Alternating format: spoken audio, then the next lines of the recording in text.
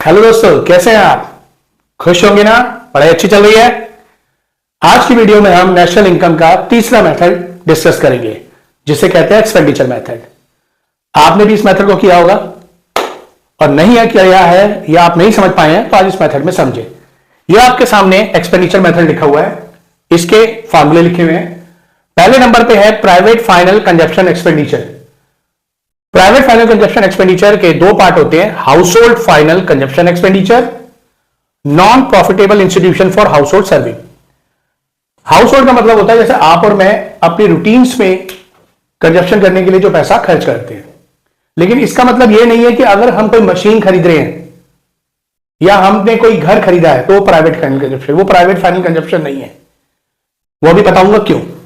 उसके बाद non profit, बहुत से ऐसे इंस्टीट्यूशंस होते हैं जैसे सफल एक है जो लोगों को सस्ती सब्जियां फल प्रोवाइड कराते हैं। बहुत से एनजीओज होते हैं, बहुत सी ट्रस्ट होती है, नेफेड होती है जो किसानों के लिए काम करते हैं।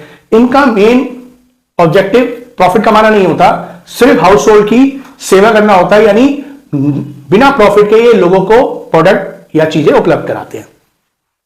सेकंड नंबर है government final consumption expenditure. Government final expenditure का मतलब है गवर्नमेंट जितने भी खर्चे करते हैं। अब इसमें भी वही बात आती है कि गवर्नमेंट अगर कोई एसेट्स खरीद रही है, कोई ब्रिज बना रही है, कोई हॉस्पिटल बना रही है, कोई स्कूल बना रही है, तो वो नहीं आएगा इसमें।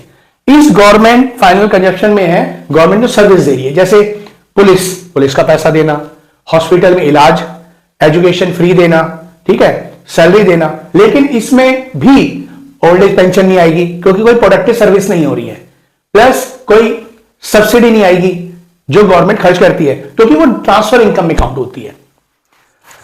तीसरा है ग्रॉस डोमेस्टिक कैपिटल फॉर्मेशन।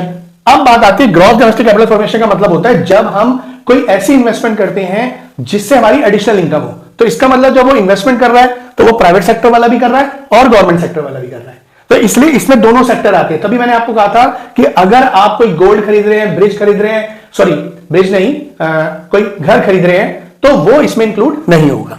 अब गवर्नमेंट अगर करती है तो गवर्नमेंट कोई एसेट्स बना रही है, स्कूल खरीद रही है, हॉस्पिटल बना रही है, ब्रिज बना रही है, तो वो इसके अंदर, क्योंकि उसका मेन इन्वेस्टमेंट करना है। अब इसके अंदर दो पार्ट आते हैं, एक ग्रॉस फिक्स कैपिटल फॉर्मेशन, यानी ग्रॉस फिक्स जब भी होगा तो आपको साथ में चेंजिंग स्टॉक लेना है। यानी पहली कंडीशन ये लेने की है और सेकंड कंडीशन अगर ये अवेलेबल ना हो तो ये दोनों लेना है।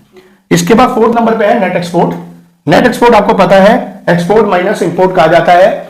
एक्सपोर्ट माइनस इंपोर्ट का मतलब आपको पता है कि अगर हम विदेशों से कोई सामान ले रहे हैं या खरीद रहे हैं, उनका जो डिफरेंस होता है, यानी जितना हमने खरीदा और जितना हमने बेचा उसका डिफरेंस जो होगा वो नेट एक्सपोर्ट होगा। तो ये आपका फार्मूला है। अब इसके बाद हम एक न्यूमेरिकल अटेम्प्ट करेंगे जिससे आपको बिल्कुल ही क्लियर हो जाए कि किसी इजी तरह से ये मेथड हम न्यूमेरिकल में अप्लाई करते हैं। देखिए, अब आपके सामने एक एक्सपेंडिचर का हम न्यूमेरिकल कर रहे हैं। यहां राइट हैंड पे वही मेथड जो अभी इससे पहले मैंने आपको बताया था वो मेथड लिखा हुआ है। अब आपके सामने पहले नंबर पे क्या है, प्राइवेट फाइनल कंजप्शन एक्सपेंडिचर। हमें पता है कि एक्सपेंडिचर से हमारा जीडीपीएमपी निकलता है, तो हम यहां पे पहले क्या लिखेंगे, जीडीपीएमपी। अब हमें चाहिए प्राइवेट फाइनल, तो यहां लिखा हुआ पर्सनल। पर्सनल प्राइवेट एक ही बात है, हमें प्राइवेट लेना है जिसकी फिगर 27,500 है, 2700 500। उसके बाद गवर्नमेंट फाइनल कंजप्शन, ये सेकंड नंबर पर है जिसकी वैल्यू 3000 है। उसके बाद थर्ड नंबर पर हमें ग्रॉस डोमेस्टिक कैपिटल फॉर्मेशन लेना है। अब यहां ग्रॉस डोमेस्टिक कैपिटल फॉर्मेशन जो है वो फिक्स में दे रखा है, तो इसका मतलब हमारा ये पार्ट दे रखा है। जब ये पार्ट दे रखा है तो हमें चेंजिंग स्टॉक लेना है। अब यहां पे एक फिक्स कैपिटल कितना है, 2500। उसके बाद चेंजिंग स्टॉक की जगह यहां पे लिखा फॉल इन स्टॉक।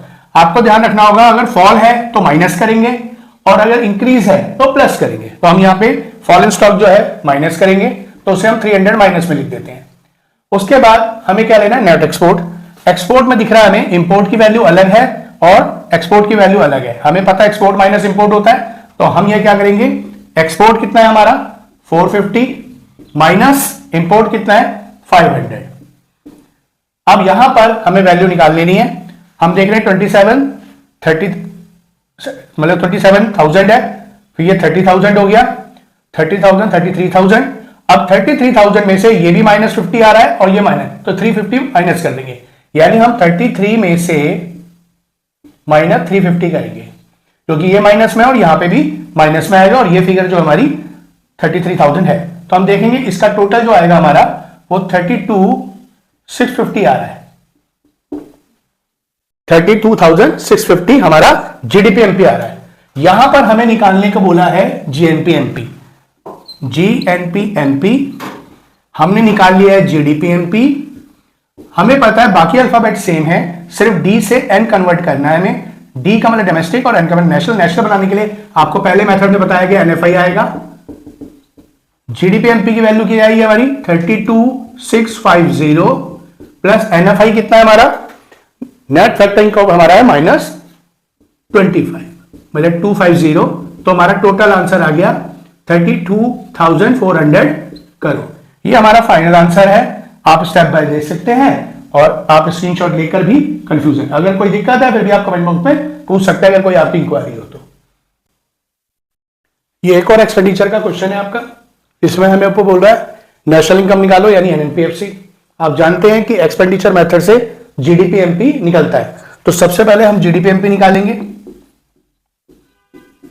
क्योंकि हमारी पहली टर्म प्राइवेट फाइनल है तो यहां प्राइवेट फाइनल दे रखा है 200। सेकंड नंबर पे गवर्नमेंट फाइनल, ये फर्स्ट नंबर पे दे रखा है 1110।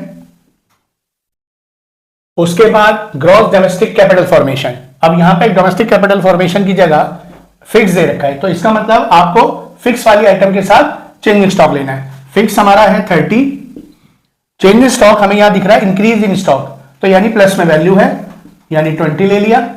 अब फोर्थ नंबर हमारा नेट एक्सपोर्ट है। नेट एक्सपोर्ट हमारा यहां पे दे रखा है -40, वो हमने ये करा। टोटल करा हमने 310, 340, तो टोटल हमारा आ रहा है 320। अब जो कि उसने हमें बोला है एनएनपीएफसी निकालने के लिए, तो इसका मतलब नेशनल इनकम निकालना है हमें। यहां हमने एनएनपीएफसी लिखा, यहां हमने निकाल लिया जीडीपीएमपी।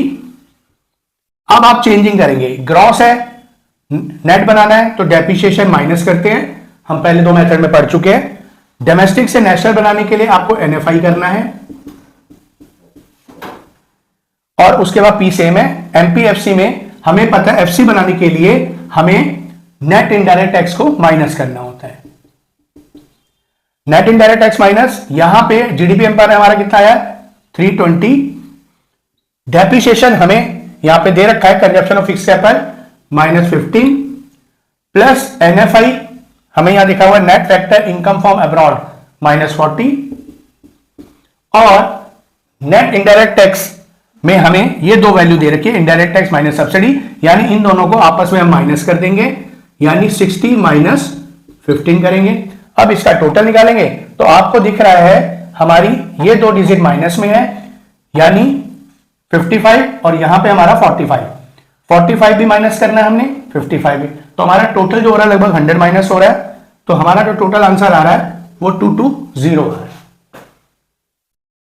तो आपको ये क्वेश्चन समझ में आ गया होगा इस तरह से।